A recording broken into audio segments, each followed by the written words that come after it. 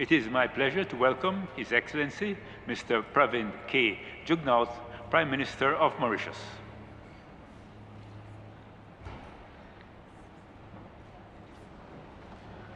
Your Excellency, you have the floor. Mr. President, Excellencies, ladies and gentlemen, the need to limit the rising global temperature below 1.5 degrees Celsius and reach carbon neutrality by 2050 is no longer a desirable objective. It is a critical imperative if we want to avoid a major catastrophe and hopefully put back our planet on a sustainable course. For small island countries like Mauritius, global warming and rising sea levels represent an existential challenge which will cause tremendous damage and lead to massive displacement of people, especially from low-lying islands. Concrete action, accompanied by adequate and predictable funding, is therefore absolutely essential. We all have a responsibility to address this challenge, and Mauritius is prepared to do its share. We therefore commit to take actions that will contribute towards the following. First, reducing gas emission by 40% by 2030.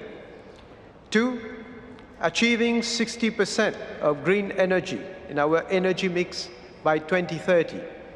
3, phasing out coal in electricity generation before 2030.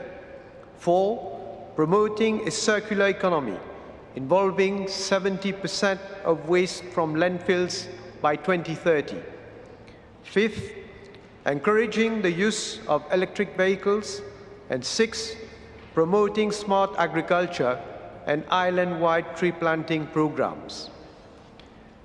These actions, along with several others, will pave the way for Mauritius to become a climate-resilient and low-emission country. At the same time, we expect our partners to do their share and ensure that the Glasgow package focuses on 1, enhance action on adaptation, including financing for adaptation. 2, addressing loss and damage caused by climate change. 3, narrowing the emissions gap with new targets for 2030.